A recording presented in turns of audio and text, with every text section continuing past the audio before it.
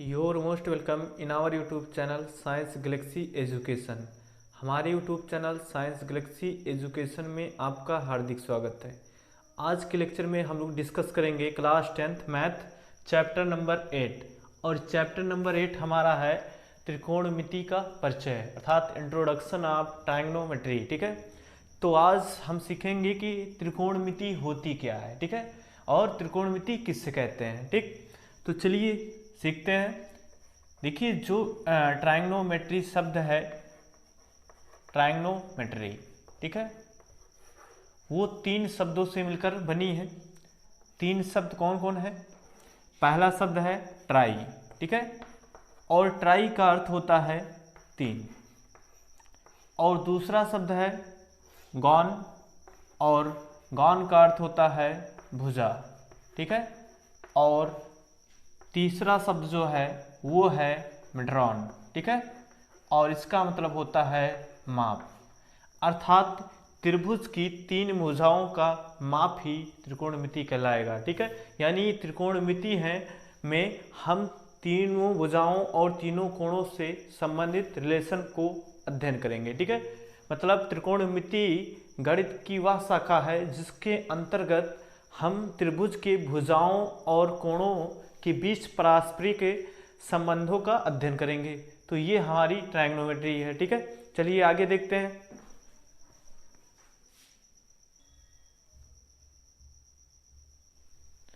चलिए त्रिकोणमिति की परिभाषा देखते हैं। गणित की वह शाखा जिसमें त्रिभुज की भुजाओं और कोणों के पारस्परिक संबंधों का अध्ययन किया जाता है त्रिकोणमिति कहलाता है। जैसे यहाँ पे साइन थीटा बराबर लंब बटे कर्ण होता है। ठीक है, तो यहाँ से ये जो थीटा है ये कोण है और ये त्रिभुज की भुजाएं हैं। क्या है? त्रिभुज की भुजाएं हैं। ठीक है, तो यहाँ पे हम देख रहे हैं कि त्रिभुज की भुजाओं का संबंध कोणों से है। तो यानी गणित की वह शाखा जिसमें हम किसी भी त्रिभुज की भुजा का संबंध उसके कोण से पढ़ते हैं। चलिए देखते हैं कि त्रिकोणमितीय अनुपात क्या होता है। अर्थात त्रिकोणमिति में सबसे खास चीज जो होती है वो होती है त्रिकोणमितीय अनुपात। ठीक है, अब यहां से देखिए एक बात और हम आपको बता दें कि त्रिकोणमिति में हम जिस त्रिभुज के बारे में अध्ययन करेंगे वो त्रिभुज होगा समकोण त्रिभुज। ठीक है, तो यानी पूरी त्रिकोणमिति में हम जिस भी त्रिभुज को लेंगे वो हमारा जो त्रिभुज होगा वो हमेशा समकोण त्रिभुज होगा। तो चलिए हम देखते हैं त्रिकोणमितीय अनुपात क्या होते हैं, ट्रायगोनोमेट्रिक रेशियोज। ठीक है, अब देखिए किसी समकोण त्रिभुज की 3 भुजाओं में से किन्हीं 2 भुजाओं का इसके न्यून कोण के सापेक्ष अनुपात को त्रिकोणमितीय अनुपात कहते हैं। ठीक है, जैसे हमारे पास यहाँ पे एक समकोण त्रिभुज है, ये हमारा राइट एंगल है और यहाँ से ये इसके साइड है AB और AC। ठीक है, AB, AC और BC। अब देखिए यहाँ पे ये न्यून कोण होगा, ये न्यून कोण होगा। अब हम मान लेते हैं कि यहाँ से लिखते हैं साइन ये बराबर, ठीक है, और साइन बराबर होता है लंब बटे कर्ण, तो इसके सामने की भुजा BC और यहाँ पे हो जाएगी AB। तो यहाँ से देखिए यहाँ पे जो भुजाओं का अनुपात निकाला गया है वो न्यून कोण के सापेक्ष निकाला गया है। ठीक है, तो इस अनुपात को ही हम क्या कहते हैं? त्रिकोणमितीय अनुपात कहते हैं। ठीक, अब बात आती है इन्हें प्रायः त्रिकोणमितीय फलन या वृत्तीय फलन भी कहते हैं। इन्हें क्या कहते हैं? इन्हें त्रिकोणमितीय फलन या वृत्तीय फलन भी कहा जाता है। ठीक है, अब हम आगे देखेंगे कि त्रिकोणमितीय जो अनुपात होते हैं वो कितने टाइप्स के होते हैं। देखिए त्रिकोणमितीय अनुपात जो होते हैं वो 6 प्रकार के होते हैं। ठीक है, तो चलिए हम उन 6 प्रकारों के त्रिकोणमितीय जो अनुपात हैं उनका अध्ययन करेंगे और देखेंगे कि उनकी त्रिभुज की भुजाओं से किस प्रकार का संबंध है। ठीक है,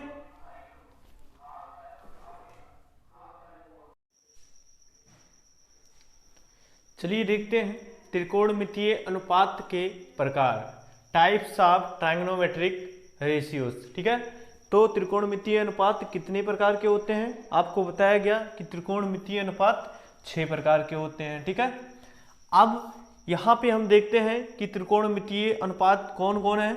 यहाँ पे त्रिकोणमितीय अनुपात का नाम दिया गया है और यहाँ पे संक्षिप्त रूप दिया गया है।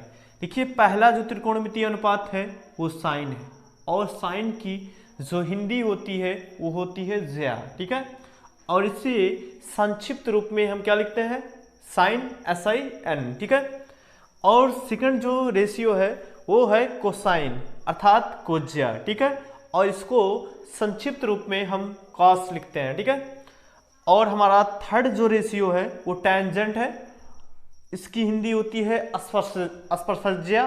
ठीक है, और इसको लिखते हैं टैन। ठीक है, और फोर्थ जो है वो है सिकेंड। ठीक है, और इसको पढ़ते हैं व्युत्क्रम कोज्या यानी सेक। ठीक है, और फिफ्थ नंबर है कॉसकेंड व्युत्क्रमज्या, इसका संक्षिप्त रूप है कॉसेक। और यहाँ पे कॉटेंजेंट। ठीक है, व्युत्क्रम अस्पज्या, और इसकी हिंदी इसकी संक्षिप्त रूप है कॉट। ठीक है, तो ये हमारे 6 रेशियो हुए और उनका संक्षिप्त रूप हुआ। देखिए, जब हम क्वेश्चन को सॉल्व करेंगे तो हम जो त्रिकोणमितीय रेशियो है उसके संक्षिप्त रूप का ही प्रयोग करेंगे। ठीक है, तो चलिए आगे चलते हैं।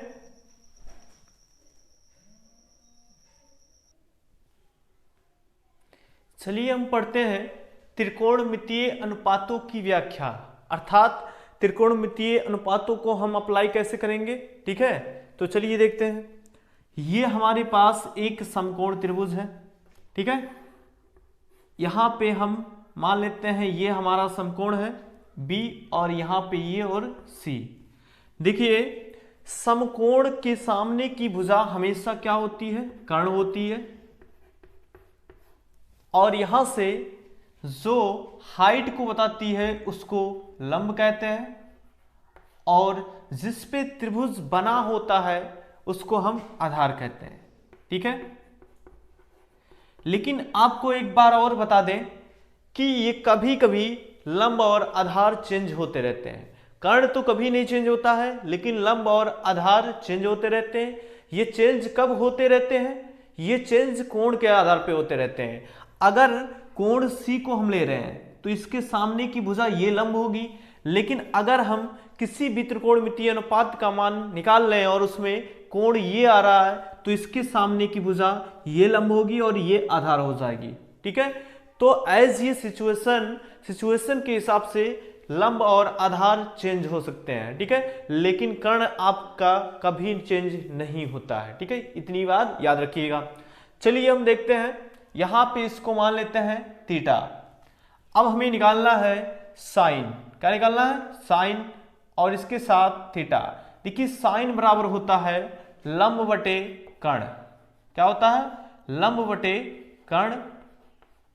तो यहां से देखिए, इस त्रिभुज में अगर थीटा के सामने देखा जाए तो ये भी है, ये हमारी भुजा जो AB होगी ये लंब होगी, और जो कर्ण होगी वो क्या होगी, AC होगी। ठीक है, चलिए इसके बाद हम देखते हैं।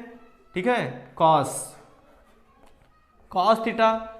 थीटा बराबर होता है आधार बटे कर्ण। क्या होता है, आधार बटे कर्ण। यहां से देखिए, थीटा के सामने की भुजा अगर AB लंब हो गई तो हमारा जो BC भुजा है वो क्या होगा, आधार होगा। तो यहां से BC और कर्ण जो होगा वो AC। ठीक है, अब हम चलते हैं अगले रेशियो की तरफ। अगले रेशियो को टैन मानते हैं, टैन थीटा बराबर होता है लंब बटे आधार। क्या होता है, लंब बटे आधार। यहां से देखिए, थीटा के सामने की भुजा AB है और ये भी हमारी क्या होगी, लंब होगी, और यहां से आधार क्या होगी, BC होगी। अब हम आपको बता दें कि देखिए, साइन हम निकाल चुके, कास निकाल चुके, टैन निकाल चुके। ठीक है, तो 3 त्रिकोणमितीय अनुपात अगर हमको पता हो चुका है तो हम बाकी 3 उसके व्युत्क्रम होते हैं। क्या होते हैं, उसके व्युत्क्रम होते हैं, उनका अनुपात हम निकाल सकते हैं आसानी से। चलिए देखिए, अब इसके बाद हम बात करते हैं कॉट का। तो कॉट थीटा, कॉट जो होता है वो टैन का अपोजिट होता है। ठीक है, टैन का अपोजिट मतलब यहाँ पे लंब बटे आधार है, तो कॉट में आधार बटे लंब होता है, आधार बटे लंब होता है।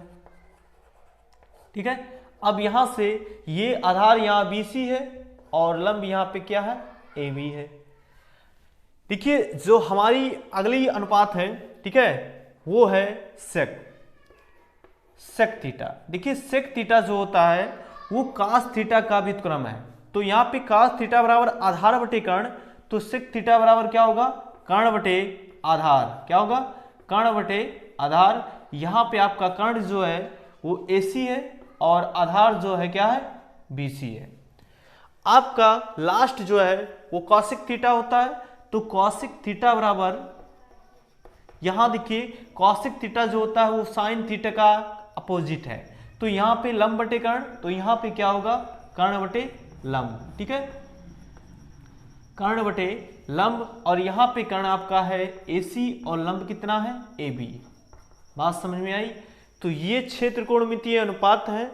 अगर इनको हमें निकालना है तो हमें ये पता होना चाहिए कि कौन त्रिकोणमितीय अनुपात किस किस भुजा के बीच रिलेशन देता है। जैसे अब साइन है तो साइन जो है वो लंब और कर्ण में रिलेशन देता है, कॉस जो है वो आधार और कर्ण में रिलेशन देता है, टैन जो है वो लंब और आधार में रिलेशन देता है। अगर आपको ये 3 त्रिकोणमितीय अनुपात पता हो गए हैं तो बाकी जो 3 होते हैं इनके अपोजिट होते हैं। जैसे साइन का अपोजिट कौन होता है, कॉसेक होता है, कास का अपोजिट होता है सेक, और टैन का अपोजिट होता है कॉट। ठीक है, इतनी बात क्लियर हो गई।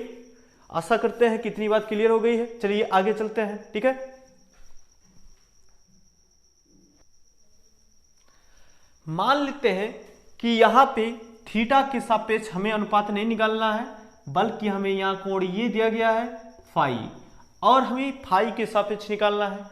तो देखिए अगर आपसे पूछा जा रहा है साइन फाई, तो अब बताइए आपका वही रेशियो होगा, साइन किस में और किस में अनुपात रिलेशन देता है, लंब और कर्ण में। ठीक है, तो यहां से बताइए फाई के सामने की भुजा अब की बार BC लंब हो जाएगी। क्या हो जाएगी, BC लंब हो जाएगी, और कर्ण AC ही रहेगी। ठीक है, तो यहां से अब की बार आपका जो रेशियो है वो चेंज हो गया, यानी भुजा चेंज हो गया है, तो रेशियो जो है चेंज हो गया है। ठीक है, अब आपको बताए हैं कि जब कोण चेंज होते हैं, ठीक है, तो जिस कोण के सापेक्ष हमें निकालना है अनुपात, उस कोण के सामने की भुजा लंब होगी और उससे जुड़ी भुजा आधार होगी और सबसे बड़ी भुजा कर्ण होगी। ठीक है, तो देखिए जब हम थीटा के सापेक्ष निकाल रहे थे तो यहां से थीटा के सामने की भुजा AB लंब थी, लेकिन जब हम फाई के सापेक्ष निकालने लगे तो फाई के सामने की भुजा BC लंब हो गई। अर्थात यहां पे आधार और लंब जो है चेंज हो रहे हैं। ठीक है, लेकिन कर्ण कभी चेंज नहीं होगा।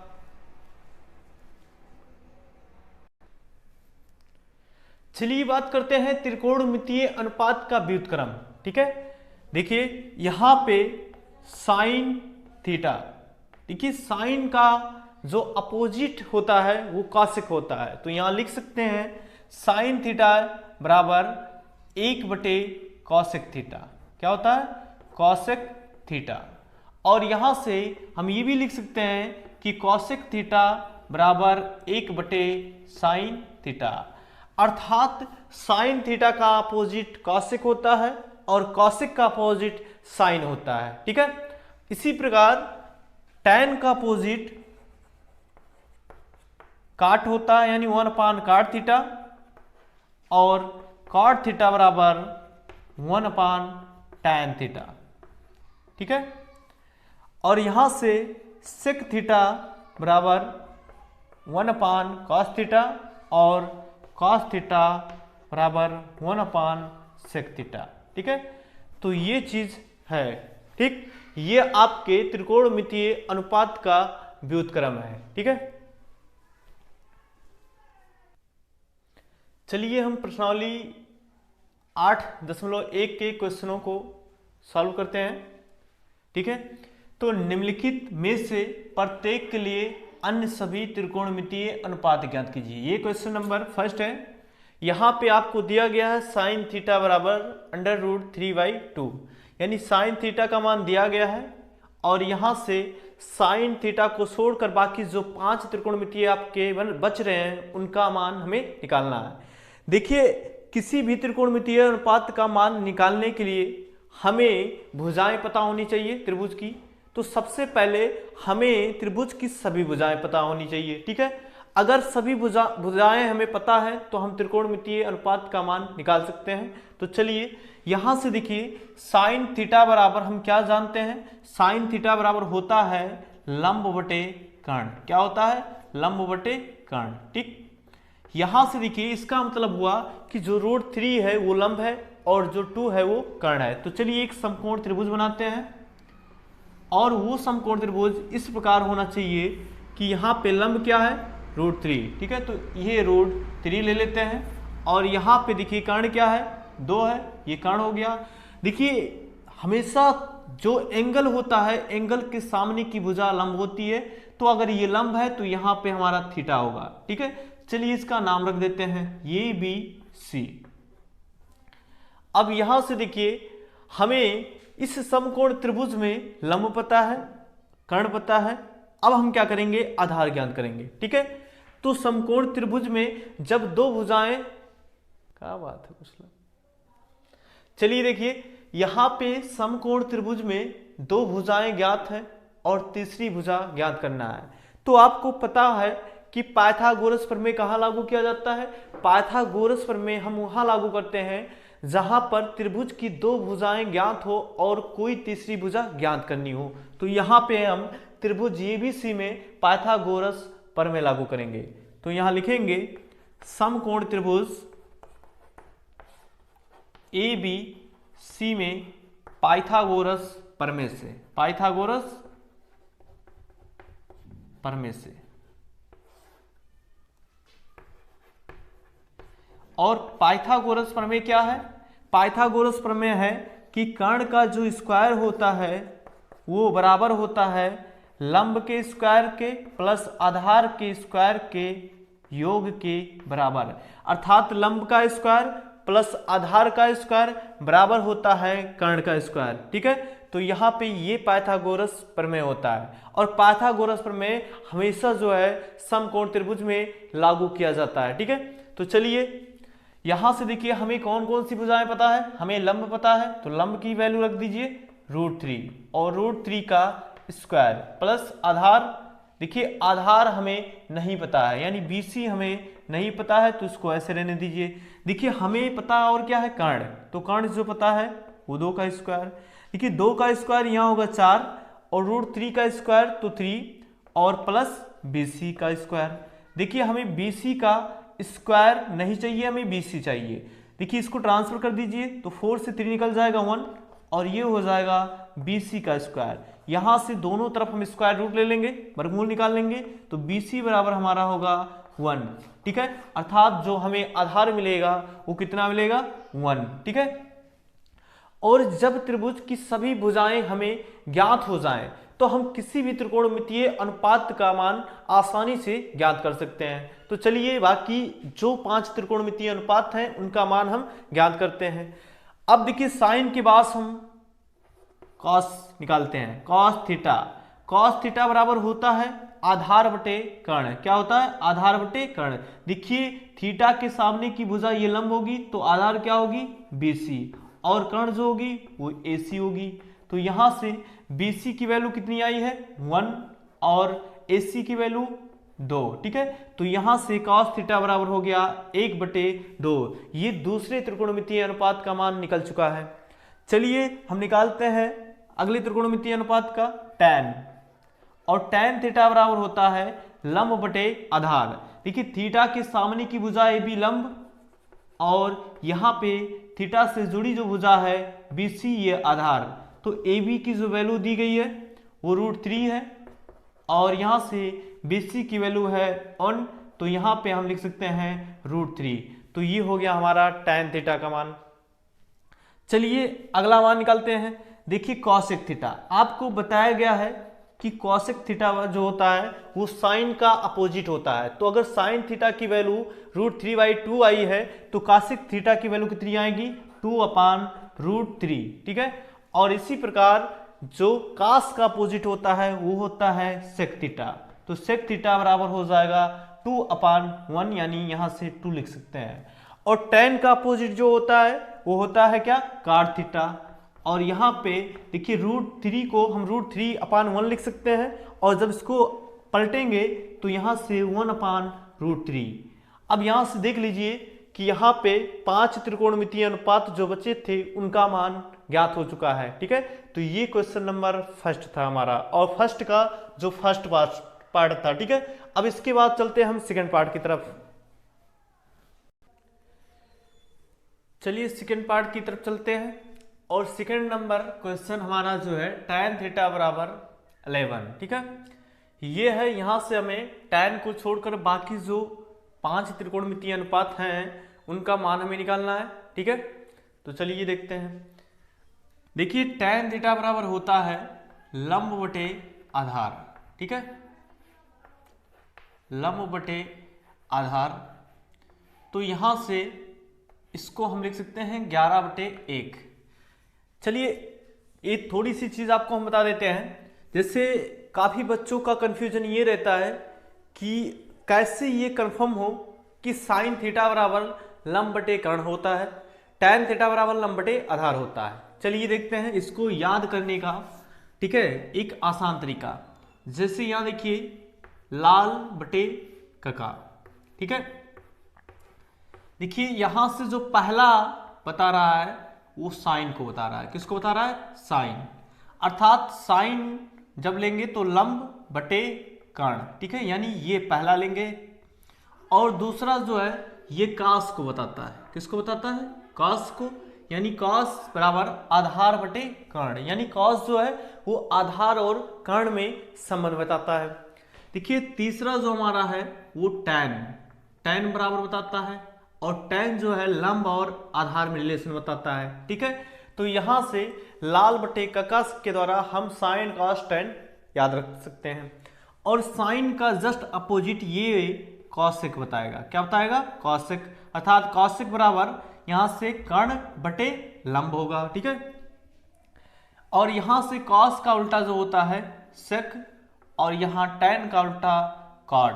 तो इस तरह हम याद रख सकते हैं त्रिकोणमितीय अनुपातों को। ठीक है, चलिए अब अपने क्वेश्चन पे चलते हैं।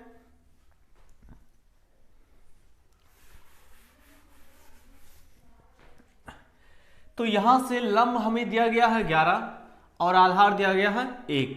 अब हम एक समकोण त्रिभुज बनाते हैं। यहां से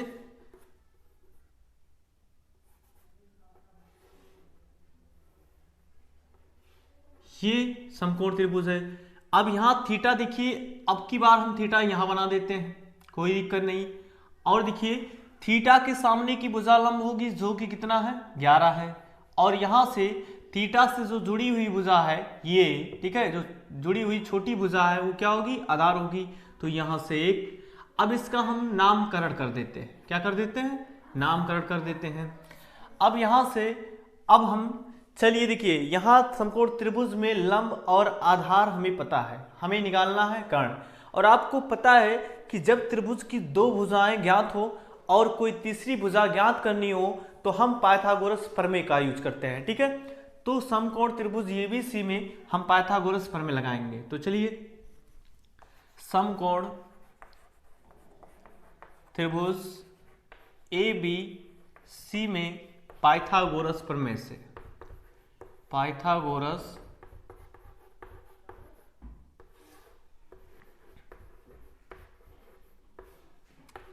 प्रमेय से, पाइथागोरस प्रमेय क्या कहता है कि कर्ण का जो वर्ग होता है, यानी यहां पे कर्ण क्या होगा? AC का वर्ग जो होगा वो BC के वर्ग प्लस, ठीक है, क्या होगा? BC के वर्ग प्लस AB के वर्गों के योग के बराबर होगा। ठीक है, अर्थात कर्ण का जो वर्ग होता है शेष 2 भुजाओं के वर्गों के योग के बराबर होता है। यही पाइथागोरस थ्योरम है, यही पाइथागोरस प्रमेय है। ठीक है, यहां से देखिए हमें लंब पता है।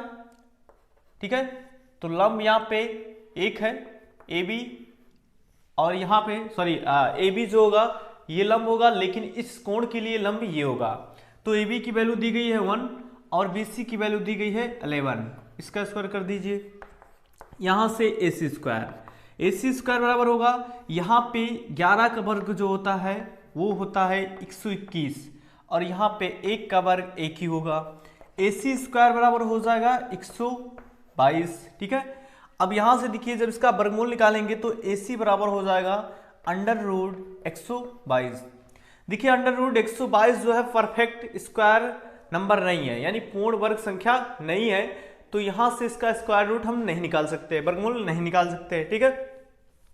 तो इसको इतना ही रहने दीजिए। अब बात करते हैं त्रिकोणमितीय अनुपातों का। तो देखिए सबसे पहली बात tan का अपोजिट कॉट होता है, तो कॉट निकाल दीजिए। कॉट थीटा बराबर होता है यहां पे 1/11 हो जाएगा,